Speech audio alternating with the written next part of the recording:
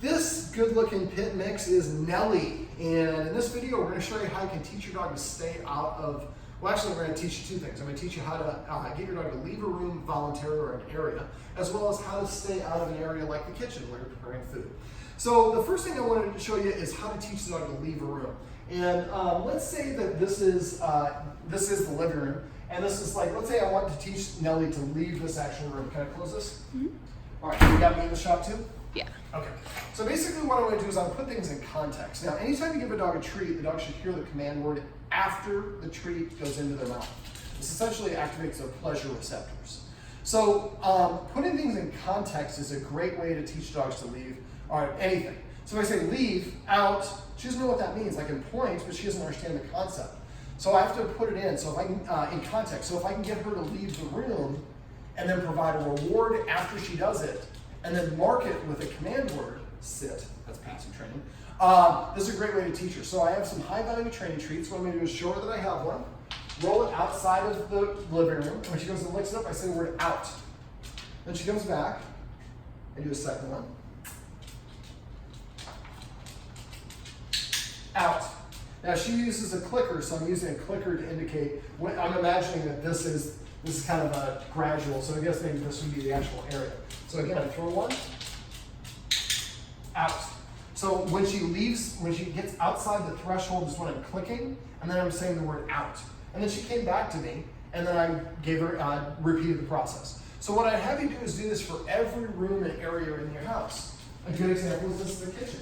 So we're in the kitchen, I want her to leave the kitchen out, well she doesn't know what that means. So instead what I do is I throw a treat about 3 feet outside, well that was not a good one. I throw it a little bit further out, and then say out.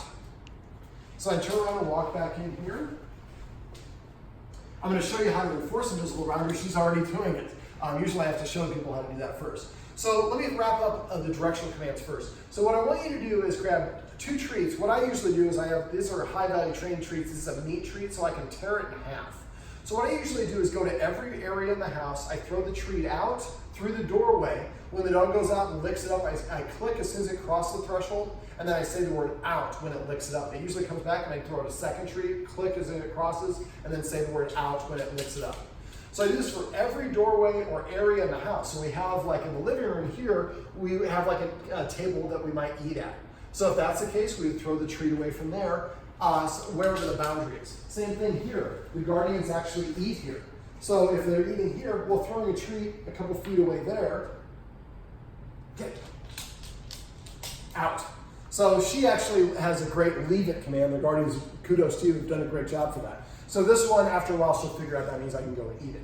So this way we're teaching her voluntarily to leave the area. Now, if I want to keep her out of the kitchen, let's say that I'm going to make it a little bit more difficult. I have a handful of treats here. I'm just going to drop them behind me. Well, that's actually really good. Usually the dog's going to want to try to come in and get those treats. So what I do is I'm enforcing the boundary here. So the first thing I do is I make the dog leave the area, and you can use what I call reverse herding, and I'll show you reverse herding with her. You basically address the dog, walk towards the dog, and make the dog move backwards just through your movement. So I'll show you here. So I'm asking her to move backwards just by taking the territory. I step back and I pause. I step back again and I pause. My authority goes whatever direction my hips are pointing, my authority is pointed here. And I pause between each step to kind of tell the dog, I'm not just meandering, I'm communicating, I want you to stay back. Now, when it comes to kitchens or living rooms, it's hard for the dog to stay out. That's awesome. Because we might drop stuff like I just did, and the dog can get it. The guardian's doing a really good job of teaching her she can't eat stuff on the floor, which makes this even easier. Most people won't have this. So what I usually do is I would recommend microwaving a piece of meat or roast beef or bacon or something like that. And I make the dog leave the kitchen first, then I microwave it, and I put it down here. Then I simulate like I'm cooking. I grab some pots and pans, I pick some stuff up, I turn the stove on, and I'm not really cooking, I'm simulating it. So it smells like I'm cooking, and I'm watching the dog out the corner of my eye. If anytime she approaches the threshold, I would say out once. If she doesn't go out, then I would rush towards her so she backs up to get out of the kitchen, because I smash treats. So the idea for this is she understands that I'm not allowed to go in the kitchen when people are cooking. When we leave the kitchen, eventually she's gonna be like, imagine the treats out there. She's like, I come and test the threshold. Nobody corrected me. They're watching me. Nobody corrected me. And then she makes it all the way through. She's like, okay, well, it's okay to do it now. So what we're saying is when we're cooking in the kitchen, you're not allowed to be in there when we give you the out command.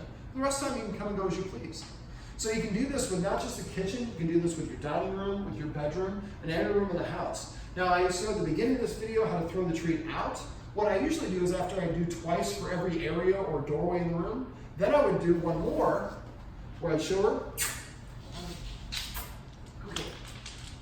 and say kitchen, kitchen, kitchen. I'm just saying kitchen a bunch because there's a bunch of treats in it. Normally there'd just be one. Kitchen, kitchen, kitchen. By doing this, we assign a command word. Out means to leave the area. Kitchen means to go to this area. If I throw a treat in there, I might call it dining. And over here, I might throw the treat, call it living, because this is the living room, this is the dining area. Call, the person's name for each bedroom. Now we create a command word to teach the dog to go anywhere we want and to leave anywhere we want. And we did it all through positive reinforcement. Sit, sit.